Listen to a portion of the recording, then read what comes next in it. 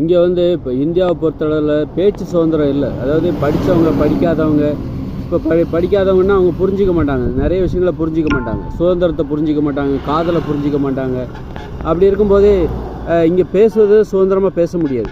அப்போ என்ன பண்ணுறாங்க, ஆங்கிலத்தை கற்றுக்கிட்டாக்கா நீங்கள் இந்த படிக்காதவங்க இருக்காங்களா, அதாவது புரியாதவங்க புரிஞ்சிக்க மாட்டாங்க, மேன்மையான விஷயங்களை புரிஞ்சிக்க மாட்டாங்க, ஒரு சுதந்திரத்தை புரிஞ்சிக்க மாட்டாங்க, காதலை புரிஞ்சிக்க மாட்டாங்க, அன்பை புரிஞ்சிக்க மாட்டாங்க. அப்போ அந்த புரிஞ்சிக்காதவங்களுக்கு தெரியாமல் நாம் ஒன்று பேசணும் அப்படின்னா அதுக்கு ஆங்கிலத்தில் பேசலாம், நாம் பேசணும். அதே நேரத்தில் அது அவங்களுக்கு கேட்கக்கூடாது. அப்போ ஒரு பாதுகாப்பாக பேசுகிறதுக்கு இந்த ஆங்கிலம் பயன்படுகிறது. இந்த ஆங்கிலத்தில் பேசினாக்கா இந்த ஏன்னா படிக்காதவங்கன்னு சொல்லிட்டு அவங்கள வந்து சாதாரணமாக இட போட்டுறக்கூடாது. அவங்க தான் வந்து தடை போடுவாங்க. கௌரவ கொலை, அப்புறம் சாதி வெறி, இந்த மாதிரி மத மூட நம்பிக்கைகள், இப்படி சுதந்திரமாக வாழ விட மாட்டாங்க.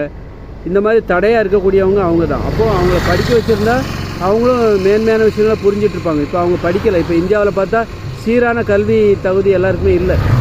படிக்காதவங்க நிறைய பேர் இருக்காங்க, படித்தவங்க நிறைய பேர் இருக்காங்க.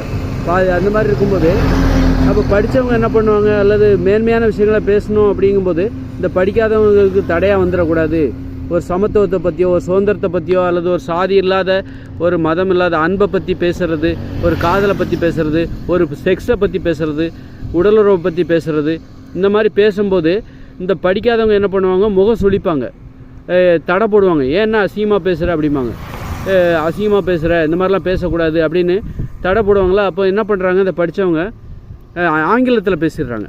பேச வேண்டிய விஷயத்த நீ ஆங்கிலத்தில் பேசலாம், நீ தமிழில் பேசினா அது இந்த படிக்காதவங்களுக்கெல்லாம் புரியும், அப்போ அவங்க நமக்கு தடையாக இருப்பாங்க, பேச விட மாட்டாங்க. இப்போது அதனால் வந்து ஆங்கிலம் என்பது ஒரு ரகசியமாக பேசிக்கொள்வதற்கான ஒரு மொழியாக இங்கு பார்க்கப்படுகிறது. உதாரணத்துக்கு இப்போ வந்து ஒரு பையன் வந்து அவங்க அப்பா அம்மா படிக்கலை, ஆனால் பையனோ பொண்ணோ வந்து காதலிக்கிறாங்கன்னு வச்சுக்கோங்க, என்ஜினியரிங் படிக்கிறாங்க. அப்போ காதலிக்கும் போது வீட்டில் வச்சு பேசணும் அப்படிங்கும்போது அம்மா அப்பா தடையாக இருப்பாங்க. ஏன்னா அவங்களுக்கு தமிழ் தெரியும். அதனால் தமிழில் பேசுனா, என்ன நீ யார்கிட்டயோ காதலிக்கிற போல்க, காதலிச்சேன்னா அவ்வளோதான், ஒன்று நான் கௌரவ கொலை செஞ்சுருவேன் அப்படின்னு சொல்லி தடைலாம் போடுவாங்க. காதலிக்க கூடாது, நம்ம குடும்ப கௌரவத்துக்கு ஆகாது. அப்படிங்கும்போது இந்த பிள்ளைகள் என்ன பண்ணுவாங்க, ஆங்கிலத்தில் பேசுவாங்க, அந்த காதலை வந்து ஆங்கிலத்தில் பேசுவாங்க. அப்போ என்ன ஆகுது, அப்பா அம்மா இருக்கும்போது ஆங்கிலத்தில் பேசிடுவாங்க, ஆங்கிலத்தில் காதல் பண்ணிகிட்டு இருப்பாங்க. அப்போ இந்த மாதிரி இந்த படிக்காதவங்ககிட்ட இருந்து ஒரு பாதுகாப்பாக பேசணும், அதற்கு இந்த ஆங்கில மொழி மிகவும் உதவியாக இருக்கிறது. பல வகையிலையும் சரி, பல வகையிலையும் ஒரு பாலியல் உறவா, செக்ஸை பற்றி பேசணுமா, படிக்காதவங்க பக்கத்தில் நிறைய பேர் இருக்காங்க, அவங்க கேட்டால் முகம் சுளிப்பாங்க, தடை போடுவாங்க, அந்த மாதிரி பேசக்கூடாதுன்னு சொல்லுவாங்க. அதனால அவங்களுக்கு தெரியாமல் பேசுவதற்கு இந்த ஆங்கில மொழி ஒரு ரகசிய மொழியாக, சங்கேத பாஷையாக ஒரு பாதுகாப்பாக இருக்குதுன்னு மக்கள் நினைக்கிறாங்க.